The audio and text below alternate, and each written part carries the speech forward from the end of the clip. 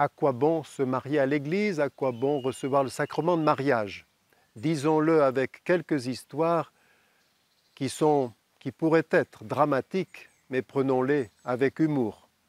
Il paraît que pendant les 6 premiers mois de mariage, on se dit « Bonsoir mon amour ». Passé 6 mois, on se dit « Coucou, bonne journée ». Et passé 6 ans, « Salut, il y a du courrier ?» Les 6 premiers mois, te dérange pas, j'y vais. Passé 6 mois, tu veux que j'y aille? Et passé 6 ans, alors tu viens? Les 6 premiers mois, c'est vrai que tu n'as pas eu une enfance facile. Passé 6 mois, c'est vrai qu'ils sont pénibles tes parents. Passé 6 ans, tu as de qui tenir, hein? Les 6 premiers mois, on promet chérie, je t'emmène au Népal.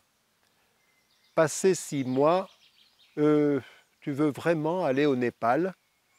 Et passé 6 ans, on n'est pas bien ici. Les 6 premiers mois, chérie, on va chez tes parents. Passé 6 mois, pas cette semaine, j'ai du boulot. Et passé 6 ans, alors, ils vont bien? Les 6 premiers mois, et en plus, tu fais super bien la cuisine. Passé 6 mois, qu'est-ce qu'il y a pour le dîner? Et passé 6 ans, encore des potes.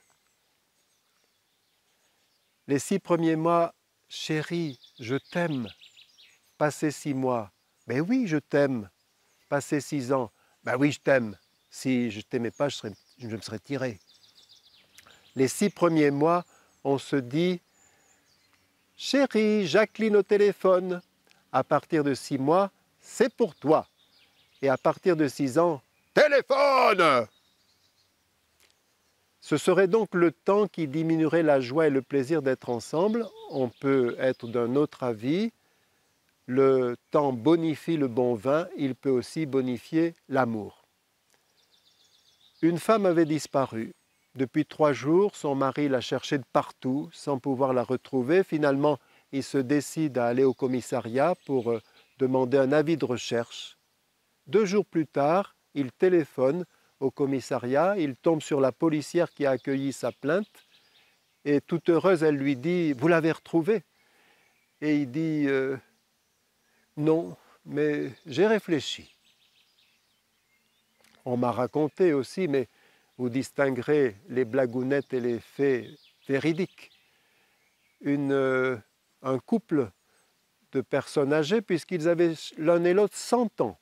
Ils avaient fêté leurs anniversaires et en même temps leurs 78 ans de mariage. Et puis dans la semaine qui suit, ils entament une procédure de divorce.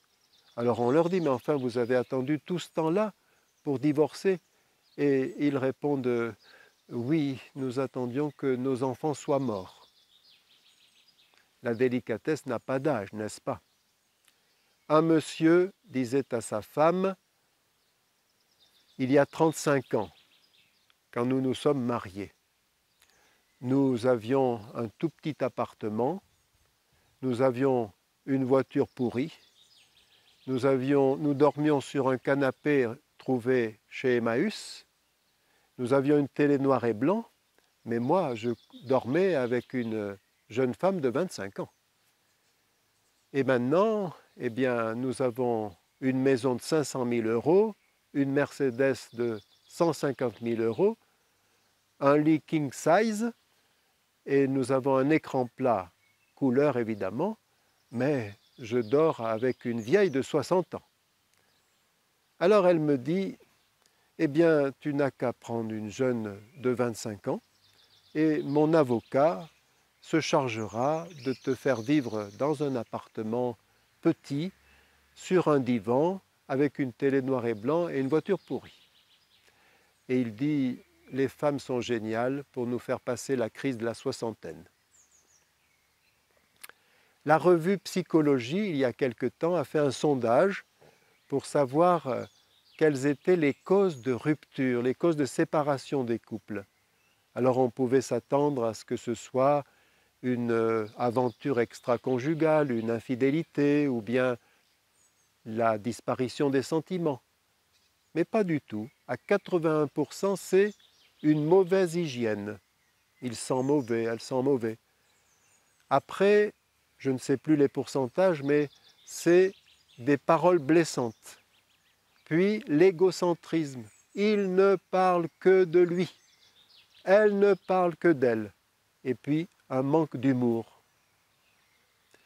Une amie paroissienne aussi, qui est animatrice en maison de retraite, fait chaque semaine le tour de toutes les chambres, en plus des animations communautaires qu'elle propose, pour avoir un dialogue avec chacun des résidents. Elle dit « Je n'ai jamais entendu exprimer un regret sur la profession. En revanche, ceux qui sont séparés me disent très souvent « Et pourtant, j'aimais mon mari, et pourtant, j'aimais mon épouse. » Pour terminer sur une note positive et répondre à la question « Pourquoi se marier à l'Église ?», je vous donne ce petit témoignage qui m'a beaucoup touché. Au printemps, je retrouve François Baptiste et Delphine, dont j'ai eu la joie de bénir le mariage 10 ans auparavant. Je découvre à ce moment-là leurs 3 filles, très mignonnes, très bien élevées, très gentilles. Et je prends à un moment donné François Baptiste à part et je lui demande des nouvelles parce que après le mariage, ils sont partis vivre en Corse. Comme il est gendarme, il avait été nommé en Corse et il y est toujours. Et comme on sait que sur l'île, il n'est pas toujours facile d'exercer le métier de gendarme, je lui dis « Et ça va en Corse ?»